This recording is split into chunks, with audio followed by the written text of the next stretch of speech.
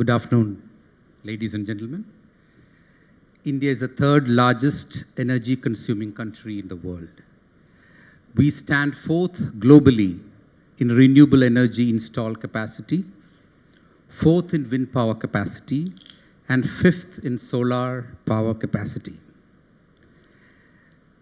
As we have said in various previous sessions earlier in the day, India has set an enhanced target of 500 gigawatt of non-fossil fuel-based energy by 2030.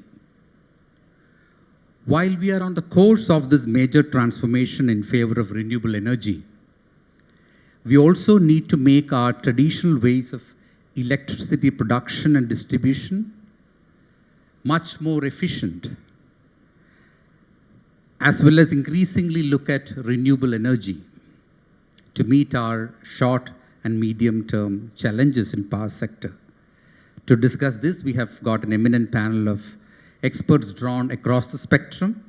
We have Mr. Jay Prakash Shivahare, Managing Director of Gujarat Urja Vikas Nigam, Mr. Deepak Pandey, who is the CEO of Invergy India Private Limited, and Mr. Kamal Kishore Chatiwal, who is the Managing Director of Indraprastha Gas Limited, which a lot of you would be familiar with because he caters to, the city, as we call it.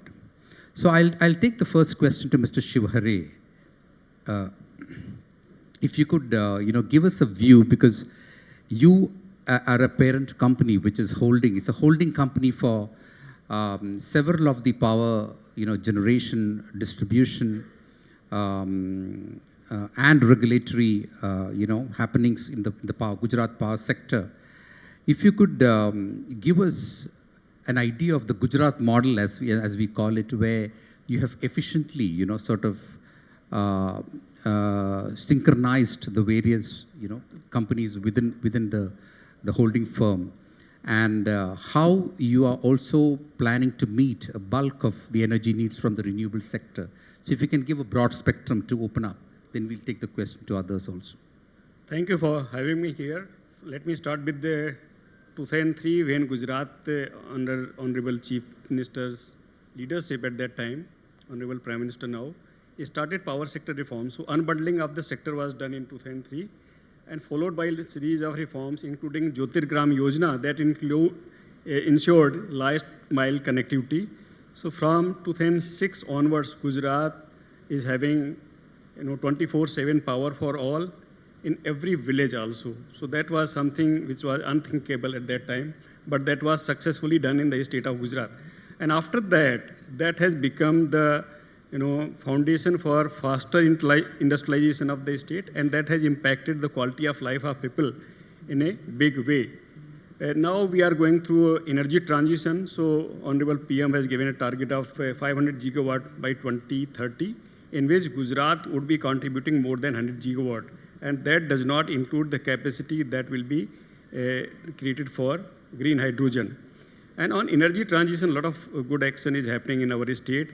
So if we talk about current emission intensity of the power sector, it is like 0.86 for the country per unit CO2. But now we are going to integrate 42 gigawatt of RE by 2030. So GUVNL's energy basket would look totally different. And in next 5 years or 6 years, carbon intensity of our energy basket will go down by 60%. So it is now 0.86 kg CO2 per unit. It will come down to 0.36. So these are the kind of steps that are being taken up to make sure that we move towards energy transition. Our basket will be much greener, and we'll be able to supply green power to the industries to make them more competitive. And there is generally a conception that probably energy transition is going to be very costly for the society.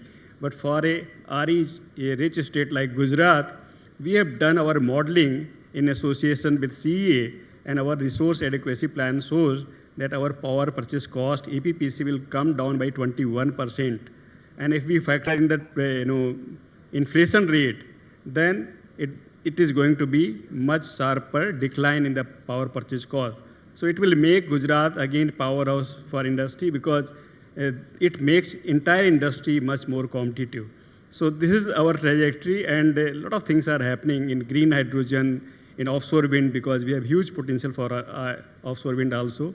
We are hosting RE Invest Summit that is being organized by MNRE, and that is happening on 16, 17, 18 September. So we are also using this opportunity to invite entire value chain for offshore wind in the state of Gujarat. And there will be a lot of focus on financing options also, because we have very good track record. We also want to create a fund, a separate fund for general bids, because we directly don't need funding as such in the holding company. But because of our track record, a lot of companies prefer to bid only in general bids in this country, because all our companies are A+ rated, profit making. So this model has worked well for the state of Gujarat, and probably under RDSS, Government of India is also trying to implement that throughout the country. Okay, so we'll come to the other aspects of this very soon. I want to bring in Mr. Chatibal here, because you have, you as a company, Indraprastha Gas is the cleaner of the traditional, fuels. And already, apart from the fact that you have around 900 CNG stations, you are looking to enter, you set up LNG stations, to convert fuel into liquefied gas. We'd like to know the thought process behind this and, the kind of expansion that you are planning. Yeah, thank you, Arun. Fellow panelists, invited guests, participants for this summit, India Today Energy Summit, all the organizers. A very good afternoon to all of you. And before, I think we heard the Honorable Minister speak, and he has made my job slightly easy in the sense that he said that as compared to petrol and diesel, the cost is 40% to 50% cheaper when you run on CNG. Now, before I come to the subjects, I want to give a brief overview of the energy scenario. Now, the total world energy consumption is something around 15,000 million tons oil equivalent, 14,800 to be precise. And out of that, 81% is coming from fossil fuels, that is oil, gas, and coal. Now, world over, the gas share in that is around 23%. Now, if you have come to India, so we have around 935 million tons oil equivalent energy demand total, and gas share is slightly less than 6%. Now, the transition world over has been that from fossil fuel, among the fossil fuels, the coal and oil are slightly more polluting than the gas. So gas is relatively much more cleaner fossil fuel. So the transition there is much, much easier. That in the sense that you don't need an additional infrastructure or a separate infrastructure. The existing infrastructure with small tweaks can be used to make this transition. So that's how the world's gas share has gone up to 23%. Now, the similar vision is there in India also. The government's vision is to increase this 6% to 15%. Now, what that will do is immediately in the interim, we have a target, we have a net zero target of 2070. And in the interim, we have a target of 2030 to reduce our carbon intensity by 45%. Now, as we all know that gas, if we switch from coal to gas, the carbon emissions reduce by 50%. And from diesel to gas is around 30%. So immediately, if we can do this switch, that's where the CNG and LNG come into picture. Like if I come to the heavy vehicle segment, which is India consumes around 100 billion liters of diesel every year. Out of that, 40% is going to the heavy commercial vehicle segment. Now, as of now, there is no solution in the world where you can use electrification of that. The battery storage and all those technologies are not there as of now. So world over, what has been done is to convert those heavy duty vehicles to LNG so that you get an immediate benefit of 30%. And the existing system can be used with slight tweaks that, instead of diesel, you need an LNG infrastructure, LNG tankage storage, as well as LNG infrastructure. That on roads, you need, instead of diesel dispensers, you need LNG dispensers. So China has around 6 lakh LNG trucks, 5,000 LNG stations. India has got 250. So there is a huge scope in India to start this switch. And in that direction, IGL has taken some steps that we have a long-term vision of setting up 100 LNG stations. And this year we are targeting 5 to 6 LNG stations.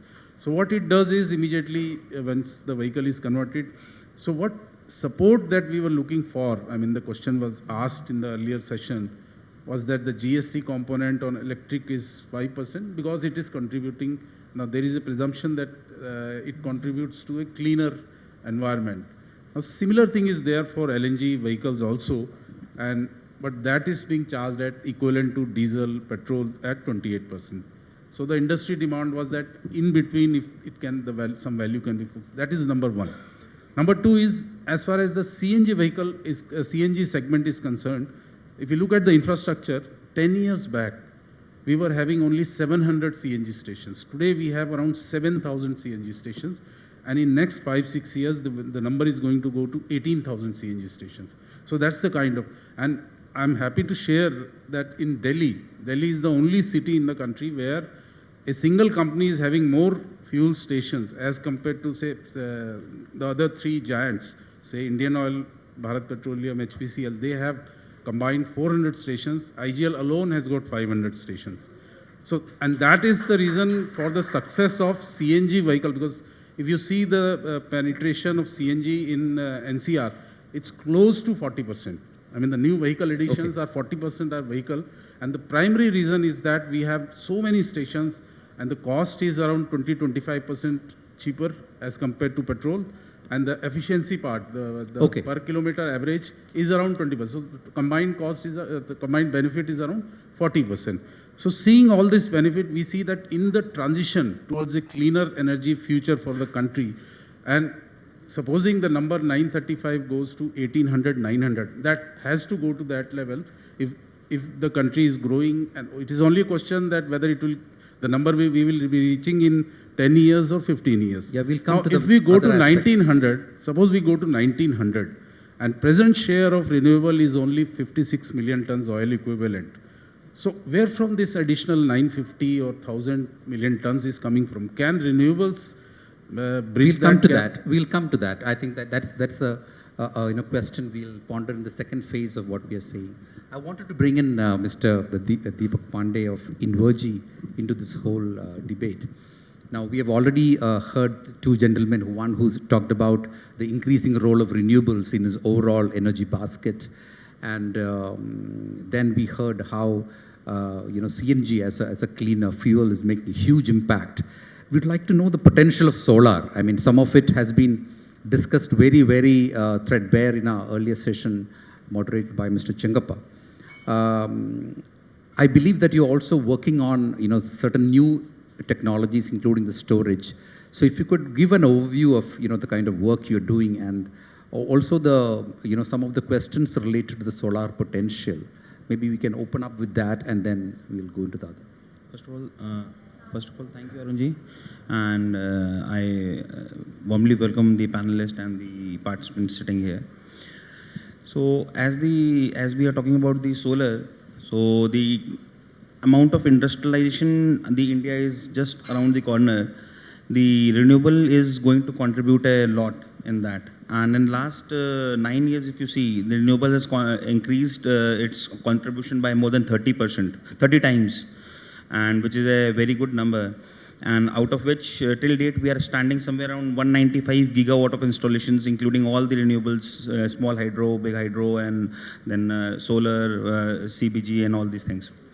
So still the potential of solar in the which is going to contribute, because the energy demand has to increase, and the potential which we have right now is of 747 gigawatt, and still till date we have only achieved somewhere around 87 gigawatt from solar itself. So the difference between the potential difference between the 87 and 747 gigawatt is huge, and which is still unexplored. And the government policies are very much in line with that. The kind of subsidies, the Prakash sir has already told about the Gujarat, and sir is contributing in their own ways. So the kind of opportunities which we have in the solar is huge. And the government, I firmly believe that policy structure has to be in line with the demand, which is increasing day by day, and that policy structure will only contribute and to the successful and the fast pace of achieving this energy demands. And the demand supply gap, which is increasing with the industrialization, all these things, is a very important role to play with the RTS, these battery storage solutions, wherein we are also playing a very important role. We are setting up our own factory of gigawatt capacity very soon in next 10 months to just contribute our bit in this net zero contribution and the RTS solutions. So this is what I think. Could you say something about your storage solution? So storage solutions, we are working on two technologies basically. One is the lithium technology, which is already known to everybody, and we are also having a very strong technology advancement in that. Along with that, we are also working on a latest technology which is going to be very useful in the RTS round-the-clock power supply systems for the commercial segment, which is called the supercapacitors, graphene-based batteries. So for that also we are contributing, and fortunately we are fortunate to start our setup installations in India with approximately 500 kilowatt right now with a small setup, but sooner or later it will be on the megawatt levels. And in the lithium, we are already working on more than 10 megawatts of contributions we have contributed in the industry right now. Thank you. Mr. Shivare, I wanted to bring your attention to something that was discussed earlier here. Both the minister as well as some of the panelists in the earlier sessions talked about the role of the states in ensuring that there is much more focus on renewables, and also in bringing down the tariffs in a very competitive manner. I mean, gone are the days when we used to talk about very high tariffs in this segment. So that part looks more or less sorted. But then there are other issues, and as you were talking some time ago, meeting the peak shortage. I mean, it is not just enough that although Gujarat is a state which, I mean, is no longer a power deficit in that sense, but you do have to meet your shortages. So how do you envisage getting into production, generation of renewables in a much bigger way? Is there some interesting aspects of your policies you would like to share as a state in encouraging more and more RE? So that's a very interesting aspect. Last year, Gujarat government came up with a very progressive RE policy that encourages renewables in a big way, and we are targeting, as I said earlier, 100 gigawatt installed capacity in the state of Gujarat by 2030. Out of that, roughly 60 gigawatt would be in our energy basket of GUNL, and for that kind of penetration of RE, we require huge storage capacity, as my co-panelist was talking about. So in fact, we are through our generation company, we set up one plant for storage that was 157 megawatt for 4 hours per day. And now so this storage technology is totally indigenous? So they are mostly EPC contractors are bringing it from outside. But again, this year we floated 2 tenders and finalized those. One was for 250 megawatt, 4 hours per day. So that makes it 1000 megawatt hour per day. And next tender in July, 500 megawatt into 4 hours per day. So our total now is 3,600 megawatt hour of PPA has already been signed by GUNL. And now we have come up with another tender for 400 plus 400. So we are going up with the huge storage solutions. And we are also targeting 18,000 megawatt of pumped storage capacity. So we are working on 23 sites. We have published the list of locations. We are going to float the tender. DPR is under preparation. So storage would be required in a big way because we need to store energy during daytime and then make that deficit during evening hours or morning hours. So all these plans are underway, and as we have discussed, in fact, this will bring down our power purchase cost with a huge number. Secondly, now if we talk about RE-RTC, even battery plus storage is cheaper than coal.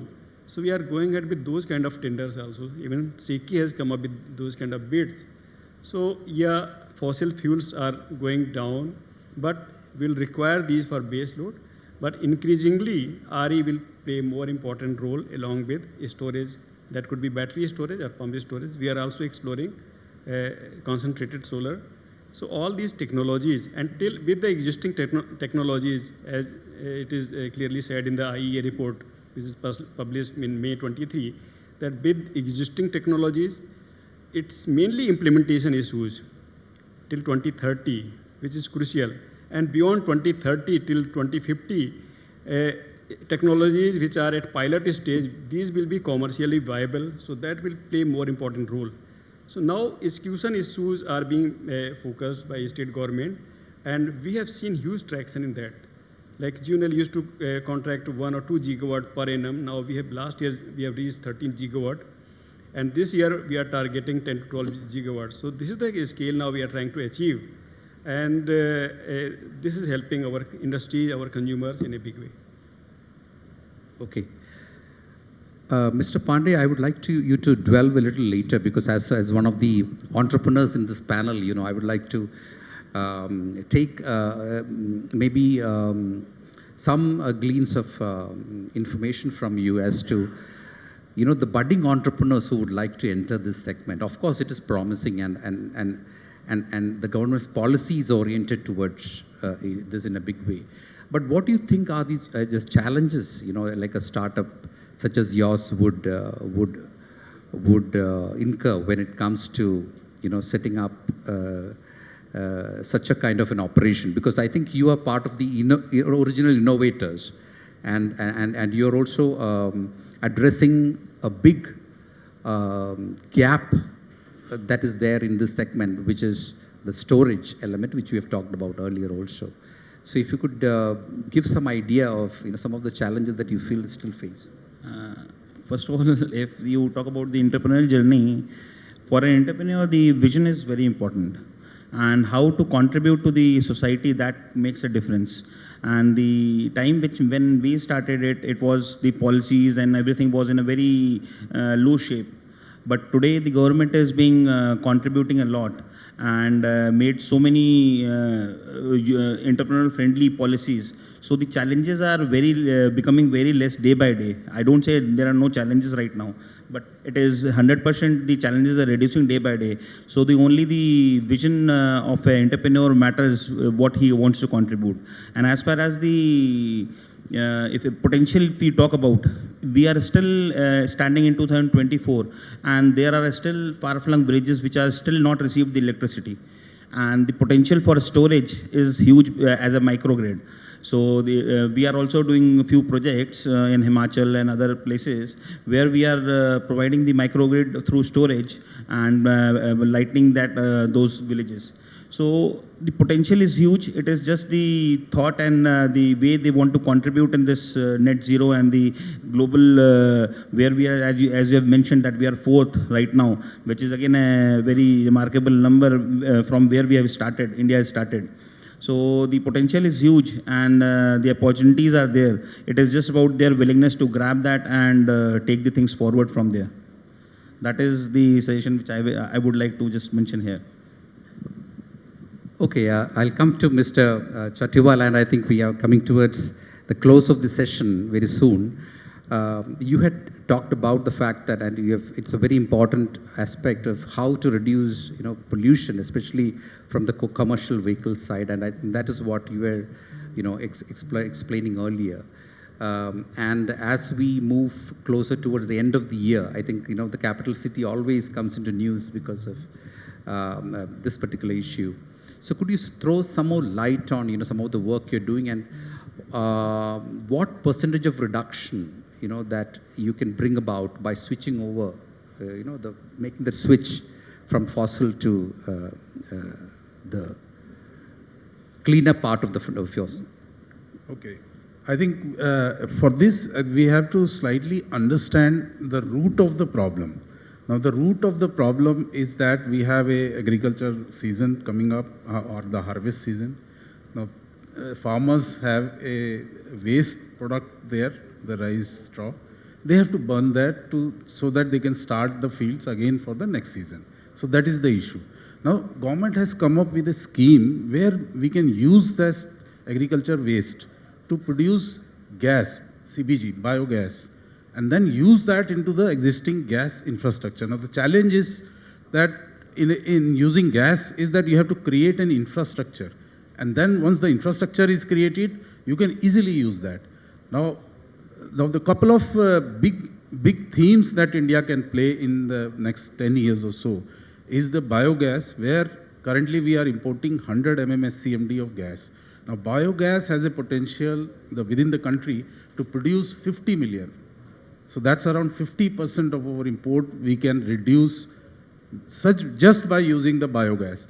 And one of the waste that is being used in biogas is the parali or the rice straw or whatever the agriculture waste that we are doing. Second is the waste of biogas that the households generate, municipal solid waste. If we can segregate that, that is a huge potential, because the country has now started developing the infrastructure.